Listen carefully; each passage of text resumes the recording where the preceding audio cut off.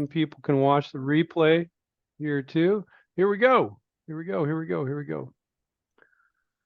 So hello, inventors and entrepreneurs. My name is Andrew Krause. I'm one of the co-founders here at Inventor Groups of America. Wave your hands in front of the screen if you're new here to Inventor Groups of America, or type I'm new, or just wave your hands anyway. Just everybody wave their hands. How about that? That seems like more fun to me, you know? Yeah, we could do a wave too. I see some waves, but you know, we're not picky. It's all good as long as you're enthusiastic. IGA was founded by Stephen Key and myself to teach individuals how to best commercialize their product ideas, as well as strengthen and support inventor groups throughout the nation. We have a directory of local inventor groups and regional inventor groups on our website. If you're located near one, we highly encourage you to join. Everything we do here at IGA is free. Stephen, yeah, I said free. Everything is free here, okay? So that's pretty cool. I'm sure you guys like that. We'd love to hear your name and what state or country you're from. So go on over to the chat right now. It's right down at the bottom usually. Click on chat and type in where you're from, maybe a little bit about yourself. So, but please do not disclose anything that is confidential and is not already publicly available. This meeting is going to be recorded and will be harnessed on our website and our YouTube channel soon. If you have questions for us, please type them into the chat as they come to you. As many of you know, Stephen and myself also run a company called inventRight, where we coach and mentor inventors to license their products. In this IGA session, we are going to share with you. This sounds like fun, right? Because you guys are all about breaking rules, and Steve and I are about breaking rules. So we're going to share with you 10 rules you must break to become successful at product licensing. So believe it or not, a lot of these rules we are breaking are our own inventRight rules that we teach our inventRight members. What the heck's going on with that?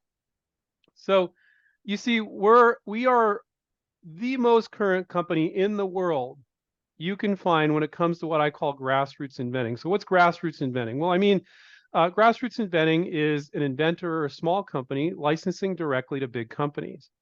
Every day, our members are telling their coach what's working for them and what's not. And quite often, it's just a matter of the coach guiding them and getting them back on track. However, a lot of times we start to see patterns from our members who are getting out in the world, and we make changes when we see these different patterns. So we're going to share with you some of these changes with you today, because being current is critical. So let's get into it, Stephen. I know we have a great session planned for today. Let's go for it, man. Well, first of all, I want to welcome everybody tonight to this webinar. And I'm really excited about doing this one, Andrew, because you're right. The rules that we're breaking are the rules that Andrew and I have been talking about for about 10 years. I can't believe I'm saying it. You know what?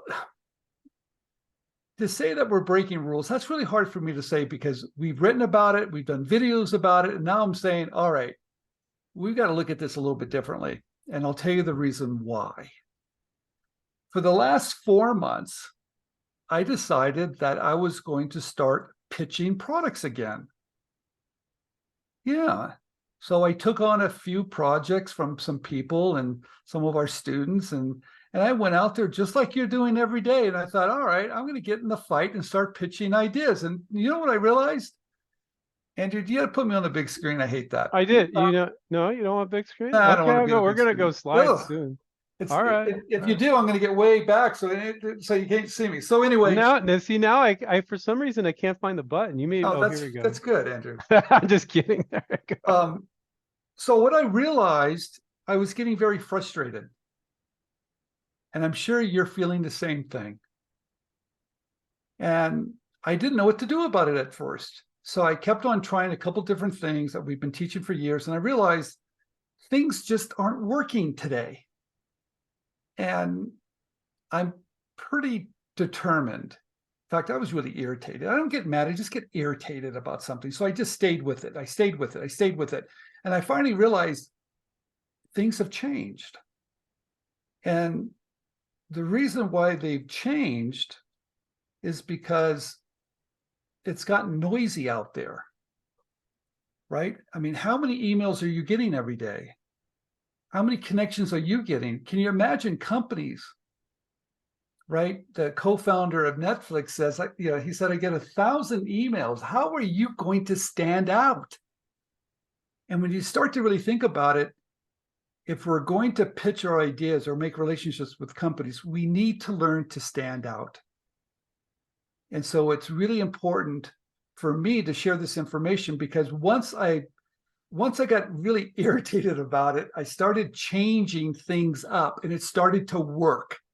So I want to talk about all those things I've changed so we can help you get to those people that you need to get to license or whatever you need to do with people, because it's really hard. The first thing you have to do is get to someone so they can listen to you. So Andrew, let's get the slides going. I'll go Okay, through it. before we do, I just want to welcome a few people. Stanley wrote in. He's from upstate New York, I believe.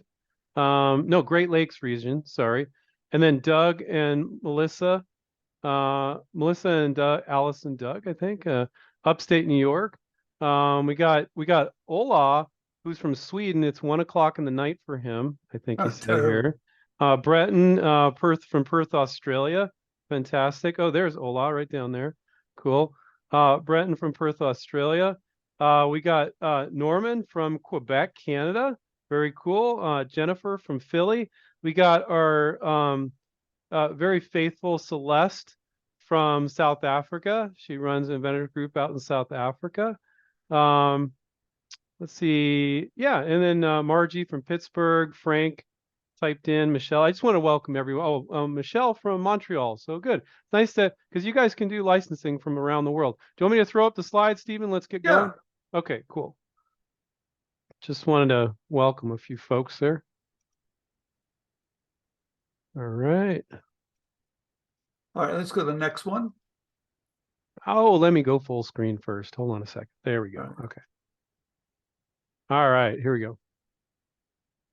Like I said, reaching out to companies today is actually more difficult than you could imagine. You know that because you guys are doing it now. It's really hard. People are screening your calls. I cannot call anybody that does not know my number, and it always goes to voicemail. So I have to give them a text message. So people are screening their calls. People aren't answering the phones. Some companies don't even have phone systems anymore. It's crazy. We're getting bombarded. So we have to have a different strategy to get to people, and that's what this class is all about. So next slide, please. Mm-hmm.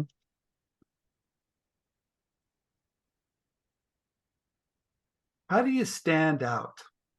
How do you get someone to pay attention to you? That's what we're going to talk about. Next slide, please. Yeah, Breaking this the is your favorite part, Stephen. Stephen yeah. loves breaking the rules, guys. This is like, I can tell he's super excited about sharing this Well, stuff. I was afraid to talk to Andrew about this, actually. Oh, really? Yeah, Okay. because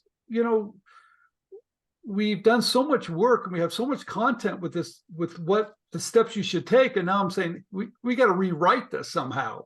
We've got to go Well, back and kind of update some information here. And that's what we're going to do tonight. So well, you're going everything we teach still works, but these are the major changes that we've noticed recently from your experience and our students' experience. So, okay, let's do it. to, okay. Someone asked me, Steve, what is the best way to get to people? And I said, any way you can. I don't care if it's LinkedIn, direct email, phone call, Facebook, Twitter, or X, or Instagram. I don't care. You might have to use multiple ways to get to people today. Back in the day, you could pick up the phone and get a hold of somebody, but that's pretty difficult today. What I like is really LinkedIn. I like to go to LinkedIn first. And the reason why, it's just easy to do. I can do it anytime and I can reach out to people. It's just easier, but not everybody's on LinkedIn. In No. fact, a lot of people aren't on it. They're not on it regularly. And so the next thing I would do would be direct email. And you can get people's direct email. You can get it by Email Hunter. There's even a program, Apollo. Those are things that you can get people's direct email. And that's a great way because a lot of people do look at their email. Maybe they don't go on LinkedIn, but you have to. There's a couple techniques I'm going to talk about how to get people to even respond to emails too. Or the basic just call people up. But I'll tell you, that's even gotten difficult. It used to be my preferred method would be picking up the phone. It's actually my last technique today. Stephen, would it be fair to say that if you're only using one of these techniques, you're not doing it right? That you really need to use multiple? Well, if you're using LinkedIn and it's working, stay with LinkedIn. Sure, sure. But if you got 20 companies trying to reach out to and 8 of them are not replying to you on LinkedIn, you got to do another technique, right? I think you have to use every possible way to storm the castle. There All you right, go. next slide. All right. For years, Andrew and I told everybody only reach out to people on Tuesday through Thursday, never Monday, because people just got in the office, and never on Friday. People want to get out of the office. Today, you can reach out to people, especially on LinkedIn or email, anytime. Even Saturdays or Sundays. I've made connections on Saturdays. I'm like, you got to be kidding me. Why is someone on LinkedIn or looking at their emails on Saturday? People do. Even the day before holiday, some people are in the office. There's nothing to do. They're sitting there. And yes, they pick up the phone. So there's no bad time. So that's another rule that we're breaking today, saying, hey, anytime is a good time. But the point is, you have to do it, and you have to do a lot of it. Next slide. Yeah, Steven, sometimes I get students, they're like, should I be reaching out in November and December because there's Thanksgiving, Christmas? I'm like, are you freaking kidding me? You reach out the entire time. Yeah, you could send out Christmas Eve if you want. You can impress them that you're working that hard or something, It really doesn't matter. And it was pretty long ago that you and I were still saying Tuesday through Thursday. I haven't said that in a while, but it's still in some of our trainings. Yeah, it is. So Yeah. break that rule. Anytime's a good time. Yeah. Yeah, here's another rule I want to break. I used to tell everybody, don't go after the biggest company. They're pretty risk averse. Okay. And they're probably, have the attitude maybe not invented here, but they're not that innovative. I'm going to change my attitude here. Find the companies that have the right culture, have the right attitude. It doesn't matter their size. I used to say, hey, if they're too small, no, too big, do the medium. I'm saying now, I don't care. Reach out to medium. Small, large, medium, reach out to everybody, but find the companies that have the right culture of innovation, meaning they're doing things new. They're looking for new ideas. They really want to connect with you. They want to hear what you have to say. Find those companies. It has nothing to do with size. Next slide, please. Yeah, here's another rule that I want to break. When we first started out, we were like, okay, make your list of 30 companies. Now, all right, still make your list of 30 companies. But don't go after all 30. Too much exposure. You can get to people faster today on using LinkedIn, emails, or phones. You can get to people. It's not like using, back in the day when it was really hard to get to people. You can get to people if you're doing some of the things we're talking about tonight. But I don't want to reach out to too many companies before I get feedback, because that feedback is going to tell me if I have to change my pitch. Because that feedback, they might say something like, maybe pricing is an issue. They see my marketing material and they go, this is just going to be overpriced. Okay, well, I want that information. Or maybe they don't understand something. They're asking questions. I really want to get the feedback from companies so I can go back to my marketing material, use that information from the companies that I have contacted, and go back out to the next round by fine-tuning my marketing material. So I like the numbers you're giving here. So let's say you got a list. Let's say you're doing Kitchen Gadget. You got a list of 30 potential licensees, and you're going to start reaching out to 10 because they don't all get back to you right away. And then, maybe 2 or 3 say, yeah, send me the info fairly early on. You send it to them and you ask for feedback. How often, I already know the answer to this, but I'm going to play devil's advocate here, Stephen. How often should you ask for feedback? Always. There you go. Always. Okay. And some people aren't going to give it to you. And some people are. And that feedback, I always tell everybody, it's the keys to the kingdom. You have to listen to these industry experts and maybe use that advice. Maybe don't even pay attention to it if you don't think it relates to you. I don't know, but use it. It's that feedback that's going to allow you to reevaluate your marketing material and make some changes. So go slower, limit your exposure, get the feedback, change your marketing material. Are you okay if only 1 in 5 people you ask for feedback gives it to you? Do you feel tremendously rejected if they don't give it to you? Did you do No, something wrong? Should you feel guilty? no, I don't feel at all. I just ask because if you ask the right way by saying, could you give me any advice?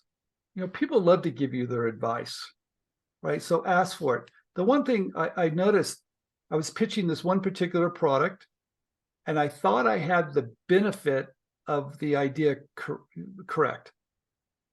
And once I pitched it to someone, they came back and said, no, this is a bigger problem that your product probably solves. It's like, I didn't see it because I don't have that inside information. And that person was actually in the field, knew exactly what the issues are. So I went back, reshot my video, reshot my marketing material, and then got it into companies easier. But if I didn't have that feedback, I'd be hitting the wall. So the feedback to me is really critical. We have an on-topic question here from Travis. Travis says, what's the best way to gauge a company's culture around innovation? Is it simply reading their website or their LinkedIn pages? He didn't mention this, but I will, their blog. To me, I think if they have, I have a different opinion than you maybe slightly on this. If they're a major company that has distribution in stores and you can see they're doing innovative products, you know, that you think your product would be a right match for their product line, that's good enough. I don't need to see that they posted on their blog that they love innovation or something. But you know, sometimes you'll go and you'll dig around their website. I think that's cool. I go to LinkedIn and hit post. I want to see what they're posting. I want to see if they're actively posting the things that they're doing. That's what I want to see. I want to see how they're marketing the material. I want to see how they're communicating with the public. And if you're a very innovative company, I can guarantee it, you're sharing that information because that information is what people want to hear. They want to work with those companies that are innovative. So to me, the culture, you're going to see it very quickly by how much they're posting and how much are they sharing about their culture, about innovation. And if they're innovative, they're doing a lot of innovative things, not just with their product, but how they treat their customers, how they treat their employees, how they look at the world. Find the right culture. And you can look at their product line as well as too. It's pretty obvious by looking at a product line. Wow, this is like Melba Toast, all the same kind of product. They got nothing innovative here, you know, sort of company. The reason why the size, you know, I was working with this one particular product and we're dealing with very, very large companies. And typically I would avoid those companies like the plague. Well, one of them responded very quickly to it. And before you know it, we started a conversation within days. And they're probably the largest in the category. And I was shocked. But when I met the individual that was head of their innovation, you could tell that was something they were very serious about it and they were moving quickly with it. So I've changed my opinion on it. Yeah. Nice. Good. Yeah. Here's another rule that I want to break. I used to tell everybody, don't reach the president. The president's got too much to do. Number one, it's probably pretty hard to get to. And guess what? If he likes it, he's just going to tell someone else to go ahead and do it. Well, guess what? Because you're on LinkedIn, you can get to the president now, and he has a broader view of what he wants to accomplish. And I'll give you an example. One of our members sent this product, and this is I'm talking a big company, $1 billion company, sends the product to the right person. And the right person is someone that's in new product development. That was the guy's title. And his job was to look at new products. He looks at it and goes, no, that's not right for us. At the same time, that same idea was sent to the president. And the president says, I love this idea. All right, all bets are off now. Okay, so, and we had a meeting, Andrew and I, with all the coaching staff and asked them what's going on. And a lot of the coaches have told me also that they're reaching out to the president and they're getting a quicker response. So yes, connect with anybody, president, vice president, sales, marketing, new product development. But you're not saying just go at the president. You're saying go after everybody. That's what a lot of vendors. I'll go to the top. And you're not saying that. You're saying go to the top, go to the middle, go to the bottom, go to wherever you can. Yeah. Let me give you an example of what I do. I find let's say 10 companies. Okay, great. I go to LinkedIn and I type in the name of the company. The logo comes up. I see who it is. I hit it, and then I hit people, and I might look at the list of who's there. I might even go a little deeper. I might put sales or marketing or whatever. And within, I would say, 10 minutes, I'm going to connect with at least 10 people. 10 people, president, vice president, sales, maybe even more. Click, I just connect. I don't send a message yet. I don't do that. Just connect. And then I go off to the next company. So I go to the next company, do the same thing again, connect, go to the next one. So within 30 minutes, I could hit 5 companies, 10 people within that company. And now I've done that part of it and I can do something else.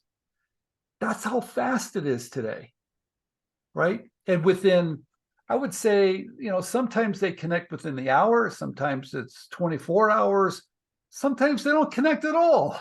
And the ones that don't connect at all, they just aren't on LinkedIn. Now, let me tell you what's crazy about this.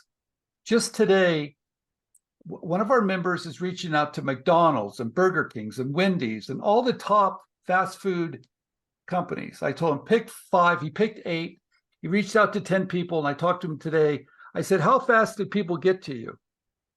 He said about 90% got to me within 2 hours. Wow, that's unusual. The culture again. Yeah. That's what it showed me. It was the culture. They were online, right? And they're looking at, they're involved. They're involved in social media. They're on LinkedIn, and they got the connection. So it all depends on the company, all depends on the category, but that's how I attack it.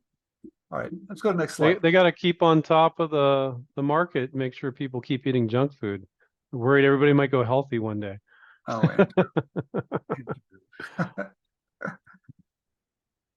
Oh, yeah, here's the other thing I think is crazy.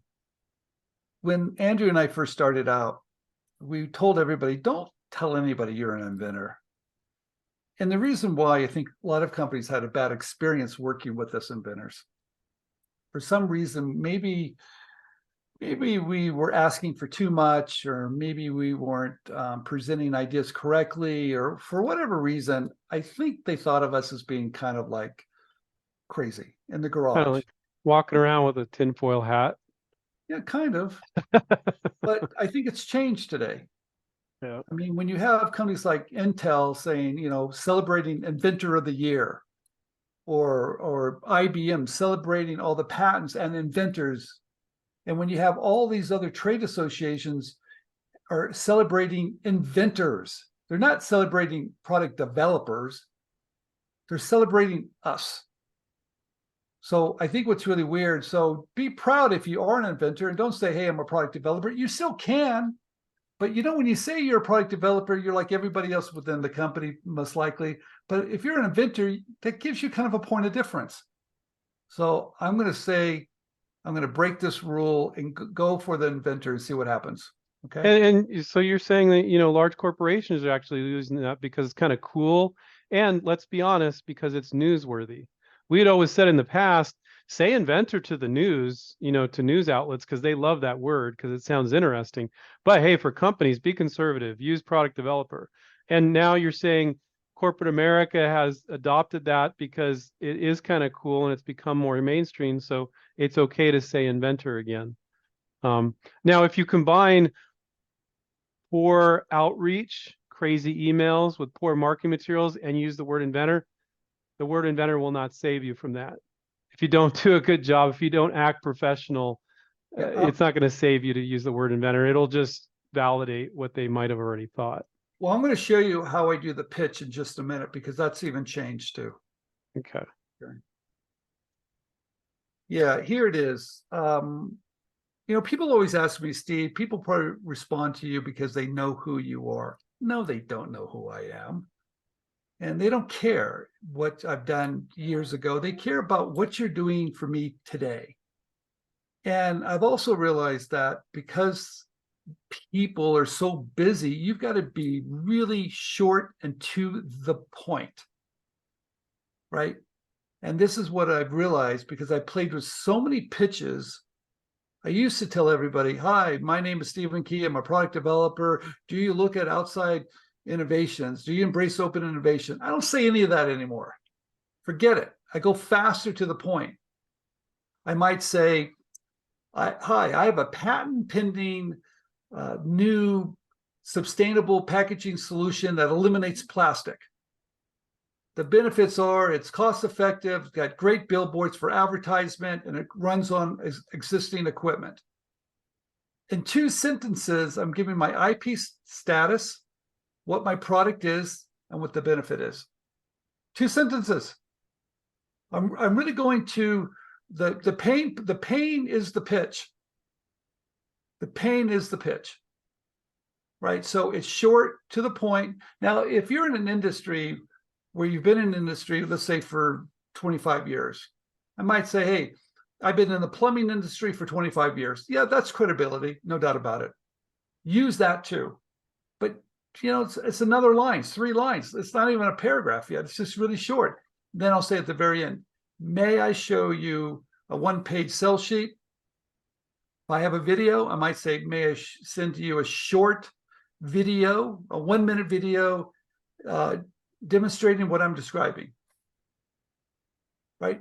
And I'll say at the very end, if you're not the right person to submit my product idea for review, can you refer me or give me the right name? I got it covered, right? And because it's so short, and they know exactly, and if I'm really good at my pain point, if I really know what their consumers are having a problem with, they're going to respond. And I don't care how big a company they are, they will all respond. I had one of the biggest companies in the world respond to a pitch that short. And it's like, you got to be kidding me. So it's short, short, and short. Keep it short and see what the response is. It works. Okay, next slide, please. I'm sure we'll have a lot of questions on that in just a minute. Okay, here's the thing that's the most important thing out of all of it. 48% of most people don't follow up at all.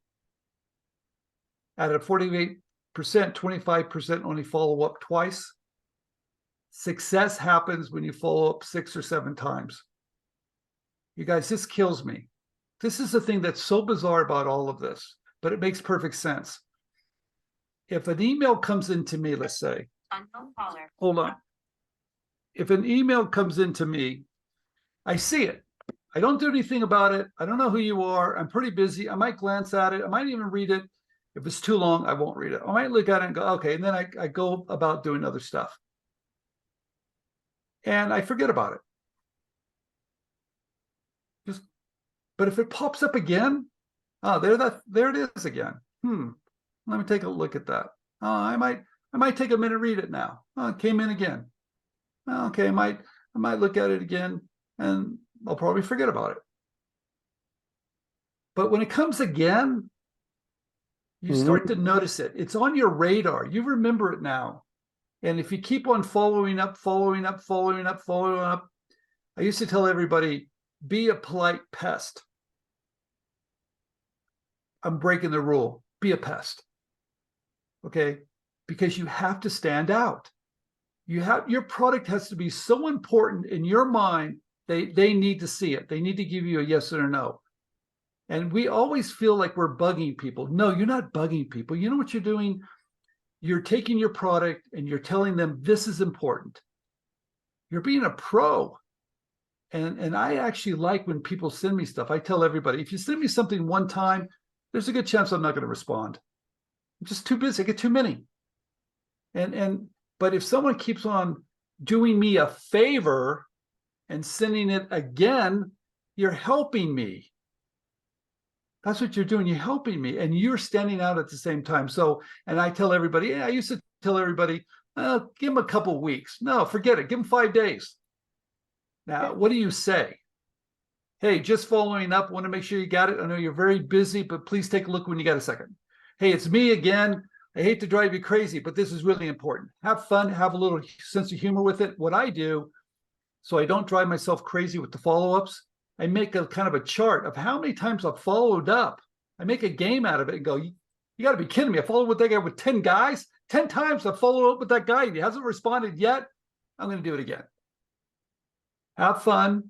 Don't worry about it. Just keep following up. You're being a pro. Next slide. And, some email clients, Stephen, they'll see that similar emails have been sent before from the same person.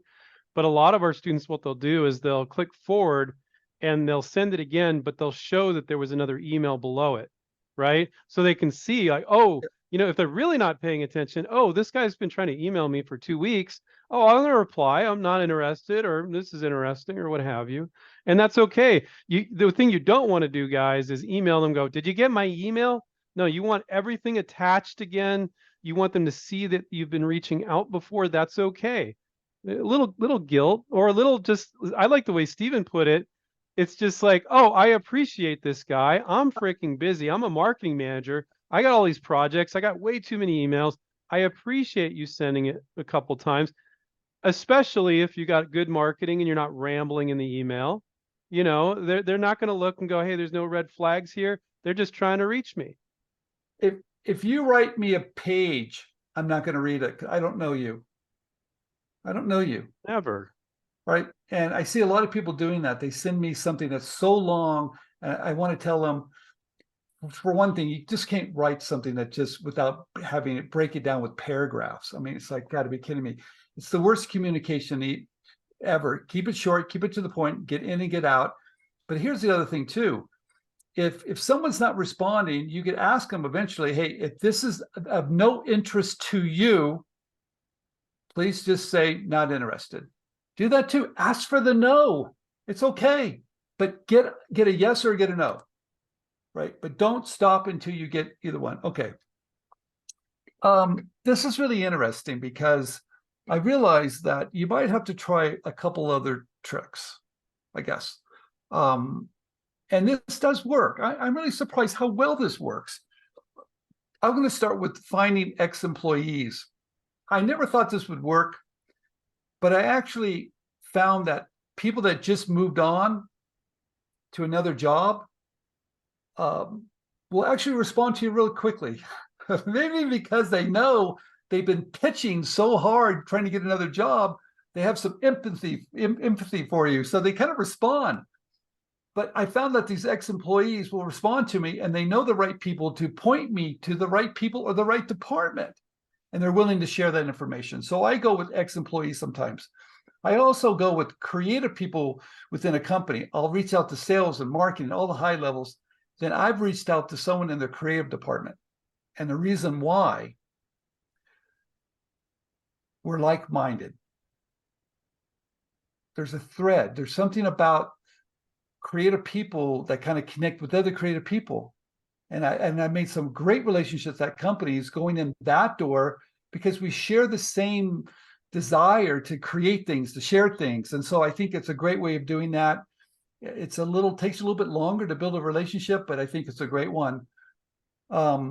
Here's the other thing too.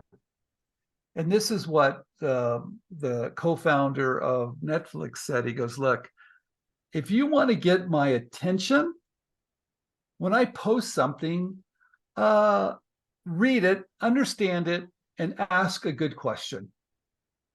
Wow. When you ask a good question, that tells the person that posted it, you took the time to read it, and you will stand out. And he said, I will know who you are. I thought that was really interesting. He also said, do me a favor, share my post. You guys, you know how simple that is? I'll give you another example. One of the most powerful people in this world of intellectual property is our new director of the USPTO. She loves social media. She posts every day. She posts more than I do. She's on there all the time. You'd be surprised that so many people don't say anything. They don't even give it a like. They don't even make it a comment. If you went out and said something to her about what she's doing, that person would know who you are. And she's got 11,000 employees, but she'll know who you are. So you guys, it's very powerful to use social media to be a little different. Stand out. You have to stand out here. Next slide.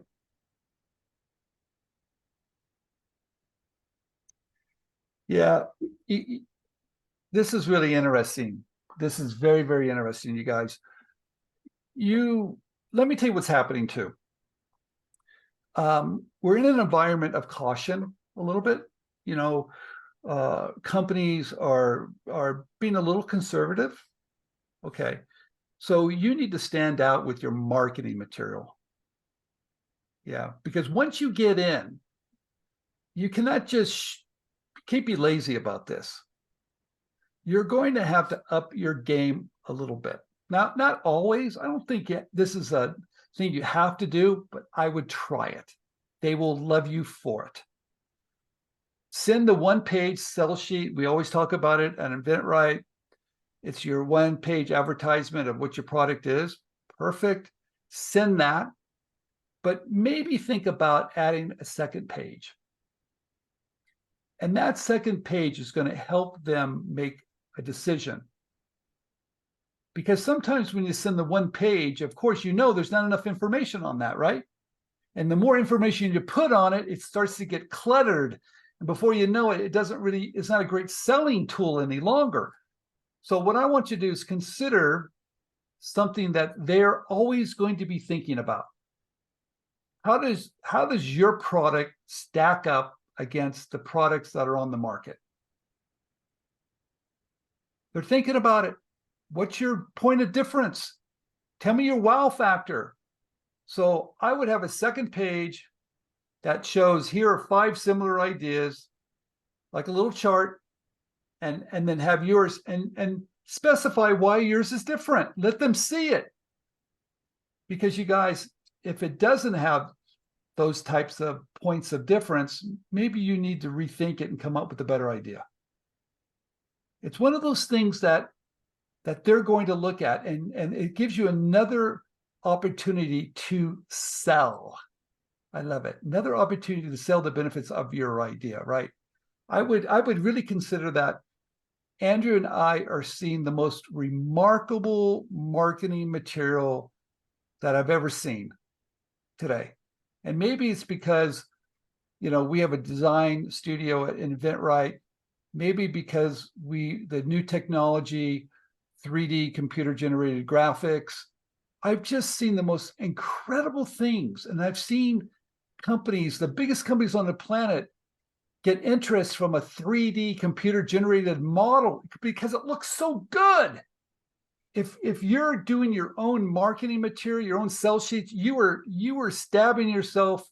You were making the biggest mistake on the planet.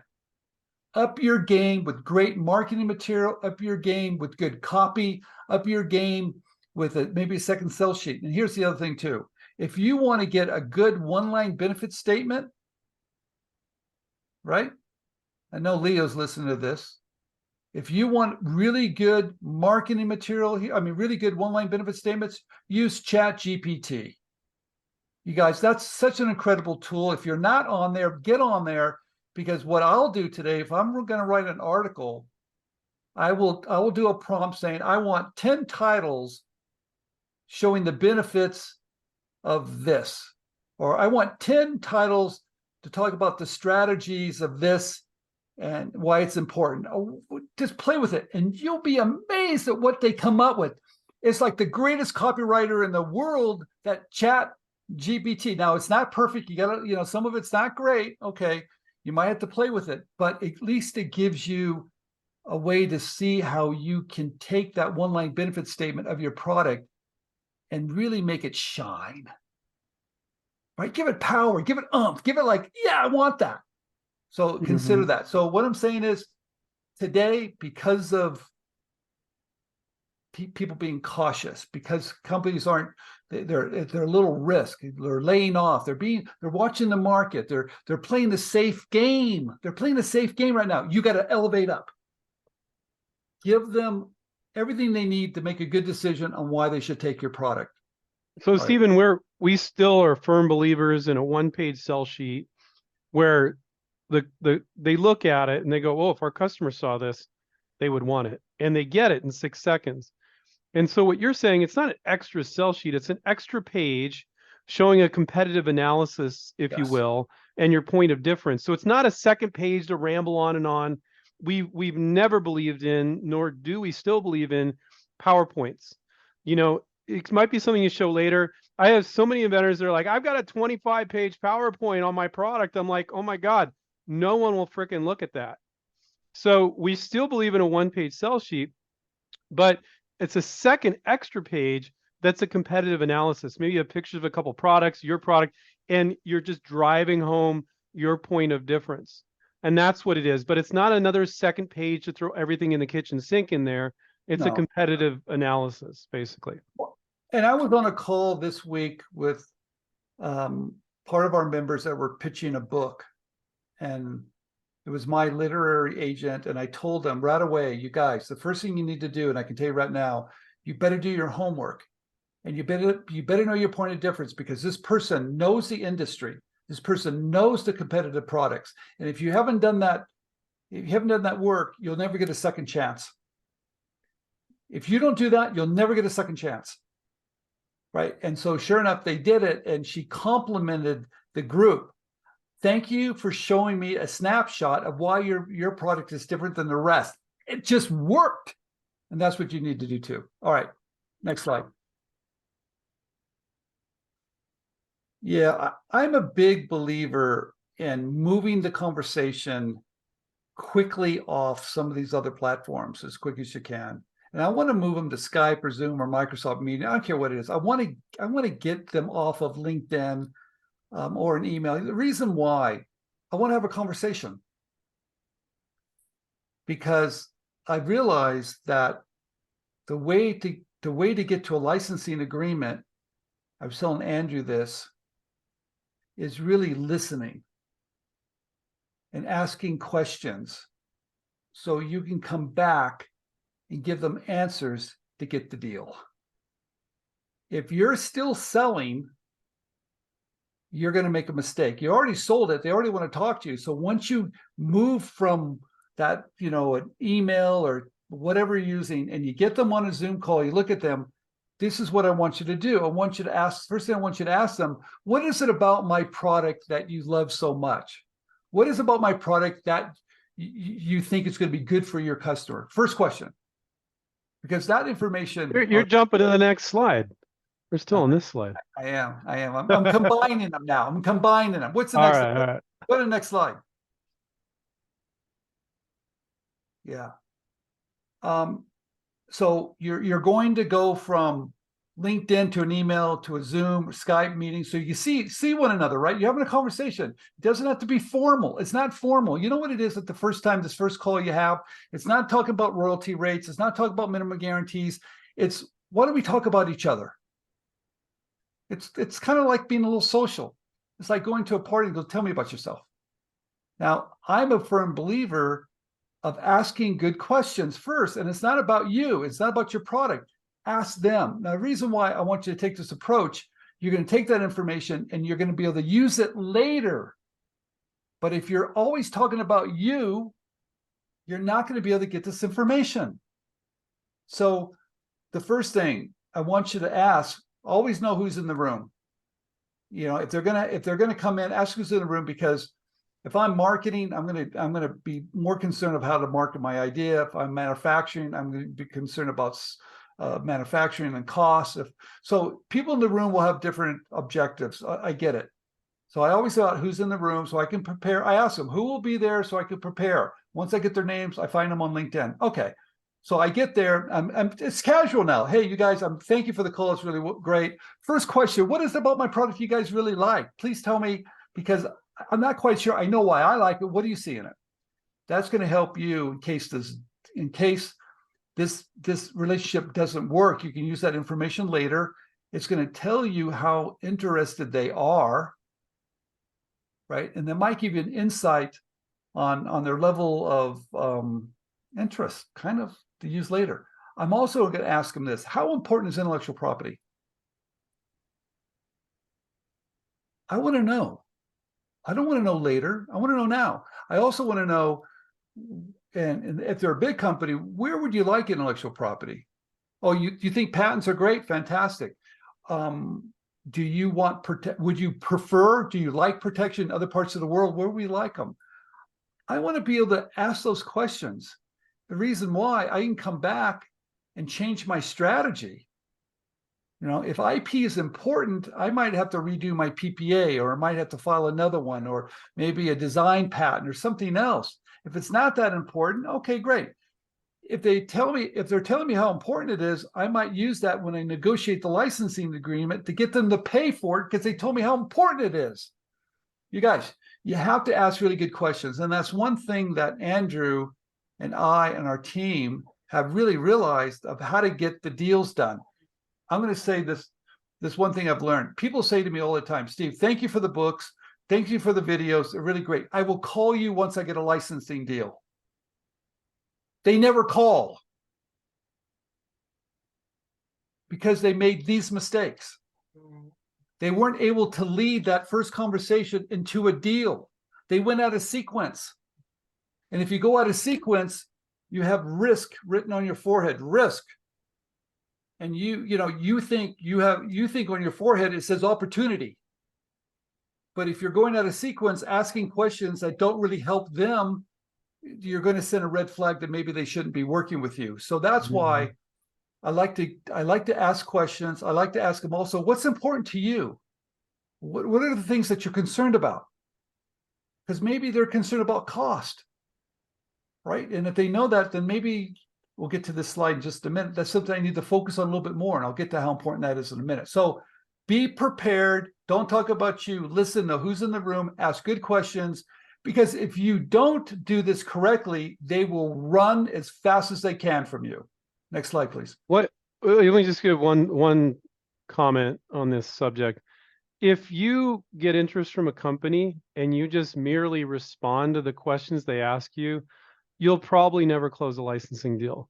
So what Stephen is saying here is absolutely spot on. You need to ask them questions and you need to listen.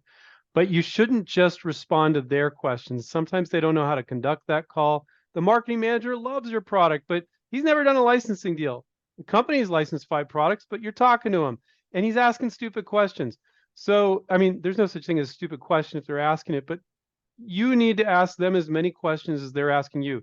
You can't just sit there and go, oh yeah, when do you send me the contract? I'll just answer your questions. You have to ask the questions, as Stephen is saying, to gather information to put the deal together later. You cannot fully depend on them to ask all the questions. It's a recipe for disaster. I can come back and knowing what's important to them. So when I'm negotiating, I'm giving them what they need.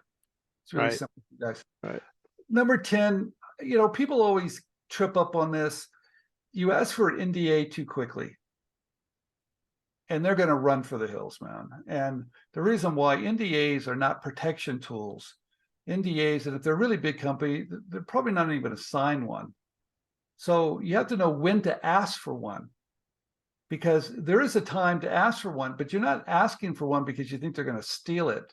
You're asking for one so the clock doesn't start on your intellectual property. And that's an easy ask. But if you go out of sequence and you ask too early, that conversation might end very fast. So just recognize, don't ask too early. You ask when they start to ask for intellectual property, and it's a perfect time to say, look, you're asking for stuff that I don't want the clock to start. So can we sign an NDA? And most likely you're going to be signing theirs, right? So just do that in the right sequence. Right. or a prototype. That's also quite often a decent time. If you're going to be sending them some sort of prototype you made, that might be a good time to ask them to sign an NDA too. We Yeah. have plenty of students that don't bother. They're like, "Hey, I got my PPA, Andrew. I don't care." You know. Okay. We're almost Ooh, bonus bonus tip. tip. Bonus tip. Um, yeah, we already talked about this a little bit. I I think we have a tendency to oversell, stop selling. They're already on the phone. And just listen. And I'll tell you, the more I listen, the more I ask questions, it just it sends a message I care about them.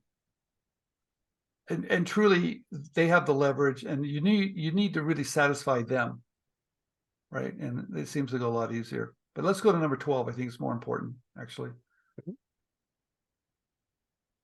Yeah, here it is, you guys. The number one reason why products get kicked out, I think, is the price. Yeah. And I think that's another rule that we were pretty relaxed on, that most situations, most simple ideas, you don't need to know the manufacturing costs. Hey, they can do this, they can do this. Look at them both side by side. They're going to be fairly close. Okay. But that's not going to cover all ideas. And I can tell you the two things on their mind is going to be the point of difference in the marketplace. Can we sell it? Is the benefit great enough? And is it going to compete? Is it going to be competitive? And if your cost is out of line, it's going to fall out very quickly. And sometimes they might look at your marketing material and they might think it's going to cost too much. So if you really want to up your game to pro level, you're going to start thinking about manufacturing costs. But because why this is also important, because if you know what it's going to cost and you filed intellectual property in the most efficient way it can be made, I think that's more important than anything. How are you going to make money? So I think to up your game in today's world, yes, you need better marketing material. You need to listen better. You need to have a point of difference. You need good, you need to know the world of licensing and up your game by knowing some of the costs. It's always going to come down to cost, always. So if you want to deal with it later, it might hurt you. I would deal with it earlier than later, you guys. And that's something that Andrew and I have been a little bit like, no big deal. I think it's a bigger deal today than it ever has been. Okay. That's Very it. cool. All right. All right. I went on, We on and on. that was great, Stephen. That was fantastic. We have so many freaking questions in here. There's Okay. no way we're going to get to all of these, so please don't be offended if we don't get to yours. Now I went in the small screen. We had somebody in here asking, let's see. They're basically, oh, here is Michelle wrote, but a manufacturer can be asked to sign an NDA at the start, right? Question mark. I mean, they can be, Stephen, but and everything we offer today, don't consider it legal advice. We're not attorneys. Please consult your attorney if you're looking for legal advice. There's our little disclaimer. But you're going to feel like you're beating your head up against a brick wall in most cases, but we're not saying that's true 100% of the time. Most of the time, you file the provisional patent, you say patent pending on your product. You got that stake in the sand. If you ask, and I'll let Stephen give his take, but if you ask every company to sign your NDA up front, you are going to make this job of licensing your products probably 4 or 5 times harder. And you're probably listening to an attorney that has probably never licensed anything in their life and doesn't know what what they're talking about. Okay, Andrew's right. First of all, let's talk about what an NDA is. A mutual NDA is basically saying, look, I'm going to show you something that's confidential. Don't share it. And you're going to tell me things, and I won't share it either. Where's that protecting anybody? How's that protecting you? See, that's where everybody gets it wrong. Now, there are some NDAs that say you won't re-engineer or reverse engineer my idea. I've seen NDAs say that. No one will ever sign that, of course. So recognize that there is a time for it, but when is the right time? But how would someone sign an NDA if they don't even know what you have? So maybe you could describe it in a paragraph. My idea has to deal with packaging that eliminates plastic rings. It's 100% curbside recyclable, and I've got some designs that can run on existing equipment. That's enough. Okay, I got it. All right, we can sign an NDA. Perfect. But hey, sign an NDA. I've got this great idea. That's not going to work. And the other day, a company flat out told this one group that we're working with, we're not ever going to sign an NDA. I don't know what half the company's doing. That's what I told them. And I think it's our job to file faster and think ahead. That's why I'm always talking about filing provisional patent applications that are thinking ahead of anybody else that you're showing it to. But that's a whole nother class, you guys. And So well, I'll just do a 2-second version of that. You file the provisional, you talk to a company, they share a problem. You're like, I got a solution to that problem. You file another provisional for another $60, and then you show them the solution. There's the short version of it. If people are like, I can do that, I can file more than one PPA. Hell yeah, you can. Stephen, there's so many questions in here. all right, let's go to another one. Oh, Keith's actually a student of ours. He says, does it make sense to put the manufacturing cost in the second page of the sell sheet? That's a good question. Manufacturing cost, another reason to overcome any objections. Yeah, on some of the projects I have, I will even put in that paragraph that this patent pending invention is actually uses less material, it's lower cost, and it can run on existing equipment. Because I know they're going to ask that. Can we run it on our existing equipment? And what does it cost? So I answer it, right? So you can get out ahead of it. I try to, right? So this is what they want to know. Why is it different? IP strategy. Tell me, why should I care? Tell me a little bit about some cost. Those are really good things to get people engaged. And if you find the right pain point and put this together, you're going to get a response. Stephen, next one is from Celeste. She's an inventor group leader in South Africa. This is an interesting one. She says, is it wise to record a Zoom meeting while pitching, etc.? Stephen, I think when you're trying to build trust with a company and they can see you're recording the meeting, my gut reaction is it's a very bad idea. You're trying to establish trust. Now they might not say something they would have. You're trying to get them to loosen up and be friends. I mean, it'd be like meeting somebody on the street and go, hey, it's nice to meet you, and just sticking your phone in their face and like you're recording them. Hey, I'm going to record this conversation. It's a little obnoxious. No, if you're going to record maybe a conversation, maybe later for details. Yeah. Right. And you've probably signed NDAs and you've got a project going and you want to make sure you got all the details. But no, I would never do that. Okay. Good question though, Celeste. Good question. Okay. Just looking for some other ones.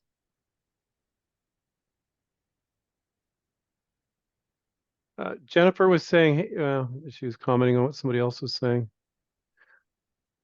A lot of people are saying I've made some 3D renderings and it's way better than any prototype I could ever make. And Steve and I have found that to be true.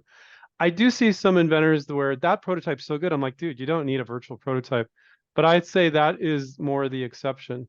Now, if you do have a great prototype, you touch it and it falls apart, but it looks fantastic, just as good as a virtual prototype. Can you take a picture of it and use it? Absolutely, you can. Most people just don't have that. Here's what's crazy about this. I can show a virtual prototype that looks remarkable. I can show it to the biggest company in the world, and if they're interested in this situation I'm in right now, they're going to pay for the prototypes. I don't pay for them, right? Because the interest was so big, they want this, and they'll fund it. And we're talking about hundreds of thousands of dollars. Right. For the type of stuff you're working on, normally prototypes aren't that much. Usually they're not. But the point is, if you show, if the pain point is obvious and you have a good solution and you've got the price point that's going to be the same price or a little bit less. You're lining it up and it can be executed. You know what you've done? You just took away risk. Now, what I'm telling you to do is upping your game. You don't have to do this, right? Because we still see deals gets done all the time without doing this level of work. We do see that. Yes, we do. But what I'm saying tonight, if you really want to up your game to get to people easier and get the yes, you want to get the yeses to take away risk, consider going another, bounce it up a little bit. Right? Go, okay, all right, I got it, Steve. You're giving me some tools. I'm going to be a little bit better at this because the people you're competing with are doing it. Right? Think about this. You know, you're competing, and Andrew and I see it. We have a relationship with Hasbro. Andrew meets with this one guy, and we make sure that whatever we show to Hasbro is probably pretty darn good stuff because we know other people showing Hasbro, the bar is here. We can't here, it's here now. So, but there's one thing I want to say though, too. A good idea is a good idea. And the one thing that's really remarkable about a good idea, it could be a lousy presentation. And I've seen it. I've seen one that was just lousy, but the magic was there. Right? The magic was there. So it comes back to, you know, being creative and finding the pain and producing a little bit of magic and putting the right pieces together and being knowledgeable and taking away a little bit of risk and doing all those things. When you start to add that up together, you're going to get deals. That's how it works. That's what we're seeing today, you guys. Stephen, on kind of a similar topic, a bunch of people are talking about Noel and Chad, short videos instead of a sell sheet. I mean, that is something that hasn't changed at all. That's not a rule we're breaking.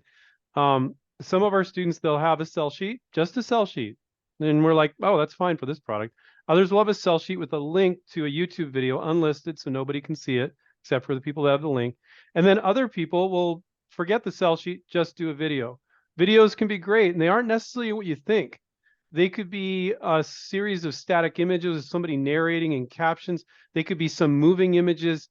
They can be a lot of different things. And there's a lot of ways to fake that the product even works, even though it doesn't. You know they can make it work, but you couldn't make it work in a video. So Chad chimed in and said, videos always work better for me, showing not only the product, but full action. So yeah, sell sheets are great. I mean, so sell sheet videos, we call them sometimes. Videos are a great way to license a product too. I think a video is always going to be better than a sell sheet. Always. Always, hands down. Because you're showing something how it's working, right? I mean, you know, a sell sheet's static. And Andrew's right. Your sell sheet, your video could just be the product, different angles, right? It could be narrated, right? Tells a story, but always better. In fact, you guys, I'm so dumbfounded by this one project I'm working on dealing with the biggest company in the world. No prototypes even made. And it was all done with the video, a 3D computer generated sample put together with the video that was narrated. To me, but then again, it comes down to a good idea, right? Good idea. Yeah. But I'll tell you, when you put a good idea and you put some of those other things about it, you know what happens? You light a fire. That's what you do. You light a fire. It's not something they think about and they'll get back to you in 3 weeks. I've seen it where they get back to you in 24 hours. Let's talk about it. And I haven't seen that before, but I'm seeing it now. If you put everything together and take away the risk and all the things we talked about tonight. You guys, let me tell you why this is really important to me and to Andrew. We take pride at InventRight and IGA to give you the most current information that's available.